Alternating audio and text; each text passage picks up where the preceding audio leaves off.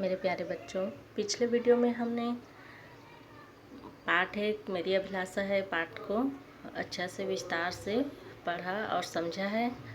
अब उसका अभ्यास कार्य करेंगे। तो सबसे पहले है, देखो पीछे अपना पाठ्य पुस्तक में शब्दार्थ। शब्दार्थ मतलब क्या होता है? शब्दार्थ शब्द है वो शब्द धन अर्थ से मिलकर बना है। सब इसका क्या अर्थ हुआ? शब्दार्थ मतलब शब्दों का अर्थ।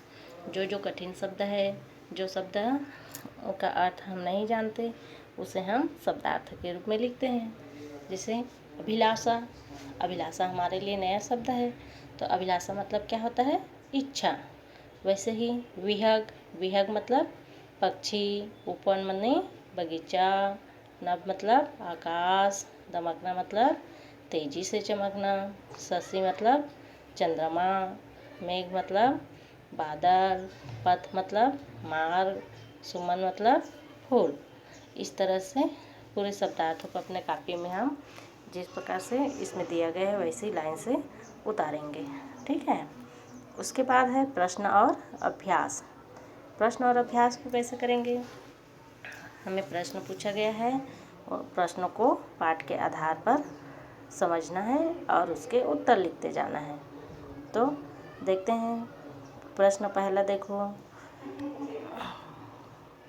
कविता में किसके जैसे चमकने और दमकने की बात कही गई है? तो हमने अभी कविता पढ़ा ना, उसमें किसके जैसे चमकने और दमकने की बात कही गई है? कविता में सूरज, चाँद और तारों के जैसे चमकने और दमकने की बात कही गई है। सूरज चाँद जैसे चमकने की बात कही गई है और तारों के जैसे दमकने की बात कही गई है। सेकंड नंबर देखो, बच्चा नभ, शशि, धरती और पर्वत से क्या क्या लेने की अभिलाषा करता है? तो बच्चा नभ से क्या लेना चाहता है? नभ से निर्मलता लेना चाहता है। शशि से शीतलता लेना चाहता है। धरती से सहन शक्ति और पर्वत से दृढ़ता लेना चाहता है। ठीक है। तो बच्चा नभ से निर्मलता, शशि से शीतलता, धरती से सहन शक्ति और पर्वत से दृढ़ता लेने की अभिलाषा करता है। फिर प्रश्न तीसरा देखो, बच्चा किसके पद पर फूलों के जैसे बिछने की अभिलाषा करते हैं? बच्चा किसके पद पर फूलों के जैसे बिछने की अभिलाषा करते हैं? तो बच्चा है वो सेवा के पद पर फूलों के जैसे बिछने की अभिलाषा करते हैं। क्या लिखेंगे? बच्चा सेवा के पद पर फूलों के जैसे बिछने की अभिलाषा करते हैं। बच्चा सूरज और चंदा के समान चमकना क्यों चाहता है? बच्चा सूरज और चंदा के समान चमककर जग को प्रकाशित करना चाहता है। जग जिस प्रकार सूरज और चंदा जग में संसार में चमककर प्रकाशमान करते हैं, प्रकाश फैलाते हैं, वैसे भी बच्चा अपना ऐसे काम करना चाहता है जिससे संसार में उनका नाम चले। फूलों, पांचवा देखो, फूलों में क्या गुण होते हैं? बच्चा फूलों के किस गुण को लेना चाहता है? फूलों में सुगंध का गुण होता है, अच्छी गंध का गुण होता है। बच्चा फूलों से उस सुगंध का गुण को, महकने के गुण को लेना चाहता है। किस पक्षी का कौन सा गुण बच्चा अपनाना चाहता है? बच्चा कोयल पक्षी का कुहकने का गुण को अपनाना चाहता है। जैसे कि कोयल के कू कू की आवाज़ सबको पसंद होती है ना, वैसे ही बच्चे भी मीठी वाणी बोलकर संसार में नाम कमाना चाहता है। कविता में तुम्हें कौन सी पंक्ति अच्छी लगी? कारण बताते हुए उत्तर लिखो। प्रश्न 7वां में दिया है ना, तो अभी तुम्हें अब कविता को और अच्छा से देखना है। उसमें से पंक्ति मतलब होता है लाइन। कौन कौन सी लाइन तुम्हें अच्छी लगी, उस लाइन को इसमें उत्तर में लिखना है। जैसे पहला वाला अच्छा लगा, सूरज सा चमकुमय, चंदा सा चमकुमय वाला अगर अच्छा लगा तो उस लाइन को लिखोगे। नभ से निर्मलता वाला अच्छा लगा तो उस लाइन को लिखोगे।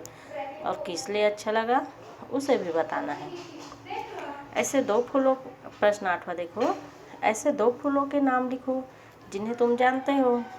तो तुम्हारे आसपास तो बहुत सारे फूल होते हैं, उनमें से किसी दो फूल के नाम लिखोगे। तुम दूसरों की भलाई के लिए कौन कौन से कार्य करना पसंद करोगे। प्रश्न 9वां, तुम दूसरों की भलाई के लिए, दूसरों की सेवा के लिए क्या क्या काम करना पसंद करोगे।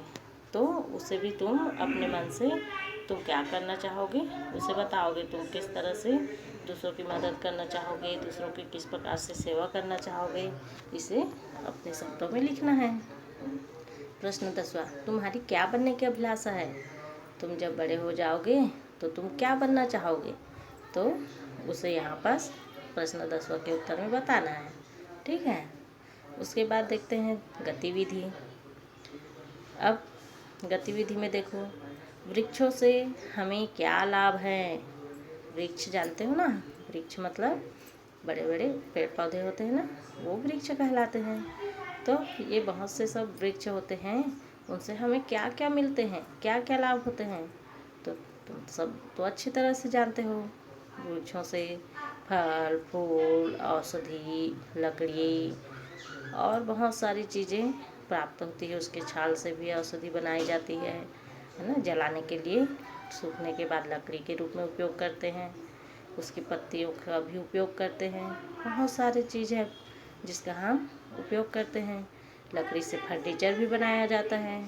हमारे घरों में पलंग, टेबल, कुर्सी सब रखा रहता है, वो किससे बना रहता है, लकड़ी का ही बना रहता है। घर बनाने के लिए भी उपयोग करते हैं। इस प्रकार से लकड़ी वृक्ष से हमें क्या क्या मिलता है वो सबको बताना है। पशु हमारे लिए कितने उपयोगी हैं। पशु जानते हो, आपके घरों में है, पालतू पशु है ना, वो हमारे लिए कितने उपयोगी हैं उसके बारे में बताना है कि उससे हमें क्या मिलता है, हम उनका किस प्रकार से उपयोग करते हैं। ठीक है। अब प्रश्न 3, किताबों का हमारे लिए क्या उपयोग है। अब किताब मतलब पुस्तक, उसका हमारे लिए क्या उपयोग है। किताब से हमें तरह तरह के ज्ञान मिलती है, अच्छी अच्छी बातें सीखने को मिलती है। किताबों में तो पूरा ज्ञान का भंडार छुपा हुआ है। किताबों से ही हमें कब क्या हुआ, कब क्या होने वाला है, सारी बातें हमें किताब से ही पता चलती है। इस तरह से इसका उत्तर लिखना है। अब उसके बाद देखो समझो। समझो वाला जो लाल कलर में दिख रहा है ना, वो तुम जानते हो एक चीज़ को कई नामों से जाना जाता है। कोई भी एक चीज़ रहता है उसको कई नाम से जानते हैं। कई बच्चे का नाम भी अलग अलग नाम, कई जन बच्चे का भी अलग अलग नाम रहता है।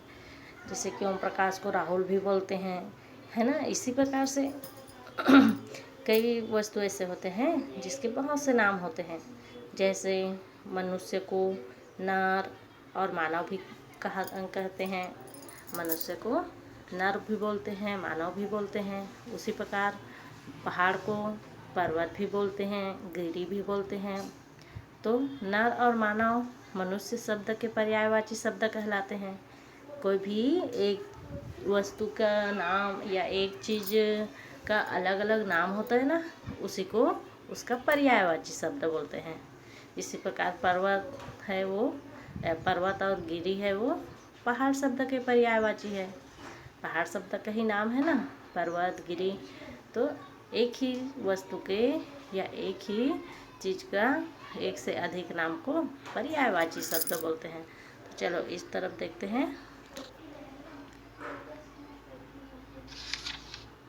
ये देखो प्रश्न पहला, इन शब्दों के दो दो पर्यायवाची शब्द लिखो। दो दो पर्यायवाची शब्द लिखो मतलब दो दो नाम वहाँ पर हमें बताना है। किसका, जिसका पूछ रहे हैं उनका हमें दो दो नाम बताना है। ठीक है।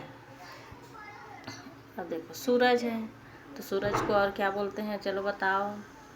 सूर्य बोलते हैं, सूरज को सूर्य भी बोलते हैं। और क्या बोलते हैं, रवि भी बोलते हैं।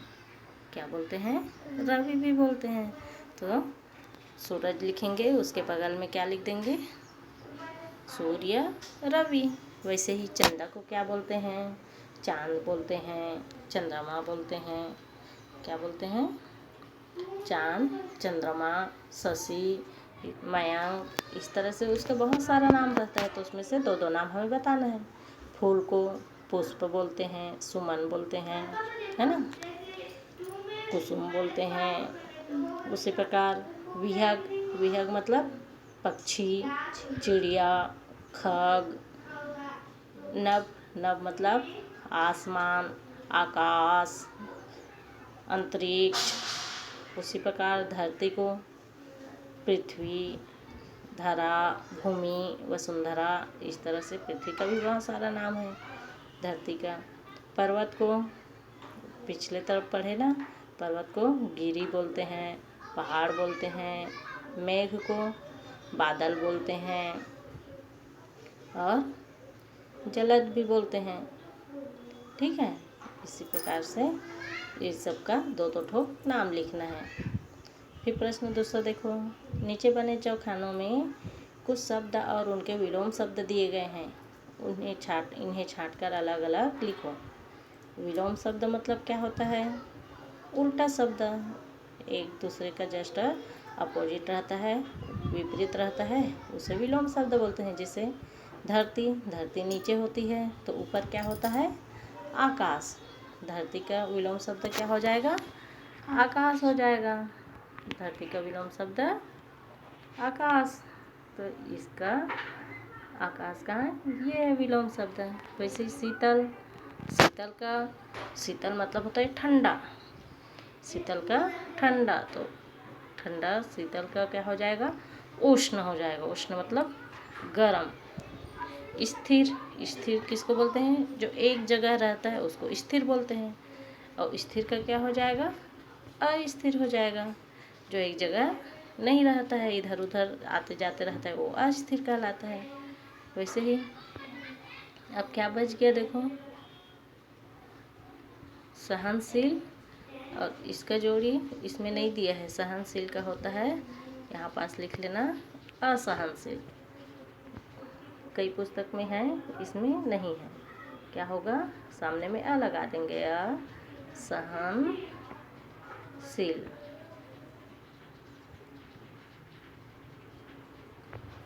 इस तरह से ये इसका विलोम शब्द हो जाएगा। तो एक दूसरे के आमने सामने लिखेंगे। जैसे धरती लिखेंगे तो धरती का विलोम शब्द में एक लाइन करेंगे और यहाँ लिख देंगे आकाश। धरती का विलोम शब्द आकाश। वैसे ही सबका लिखते जाएंगे। ठीक है, उसके बाद में रचना को देखो। इस कविता में बालक ने ईश्वर से जो प्रार्थना की है उसे संक्षेप में लिखो। तो इस कविता में भगवान से बच्चा क्या क्या प्रार्थना करता है, वो कैसे कैसे बनना चाहता है, उसको छोटा सा आप लोगों को लिखना है। बच्चों से चर्चा करें कि वे बड़े होकर क्या बनना चाहते हैं। अब बताओ तुम लोग बड़ा होकर क्या बनना चाहोगे, क्या बनोगे, क्या करना चाहोगे, उसको इसमें बताना है, लिखना है सेकेंड नंबर में। अब समूह में बैठकर नीचे लिखी कविता को पढ़ो और लयपूर्वक अपने साथियों को सुनाओ। तो ये कविता जो दिया है उसको तुम लोग पढ़ लोगे और गीत के रूप में इसे अपने भाई बहन या माँ पापा है उनको सुनाओगे। ऐसे चमके जैसे सूरज चंदा चमचम प्यारे प्यारे, ऐसे दमके जैसे तारे दम दम बाँ पसारे, ऐसे हंसे फूल से खिल खिल बन जाएं हमदार। शंकर सुल्तानपुरी ने लिखा है, इसको तुम लोग भी गाओगे और अपने बड़ों को सुनाओगे।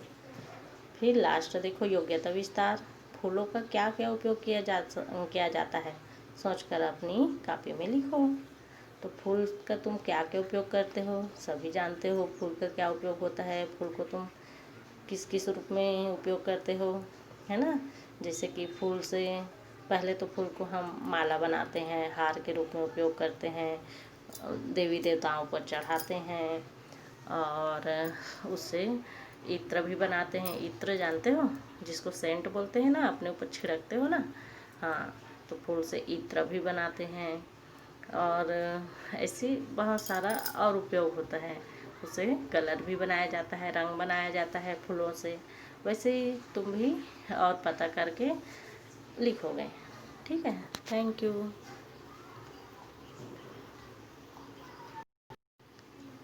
इसमें जो जो बताया गया है उसे तुम अपने कॉपी में उतारोगे, बढ़िया हिंदी कॉपी में लाइन से उतारते जाओगे। ठीक है।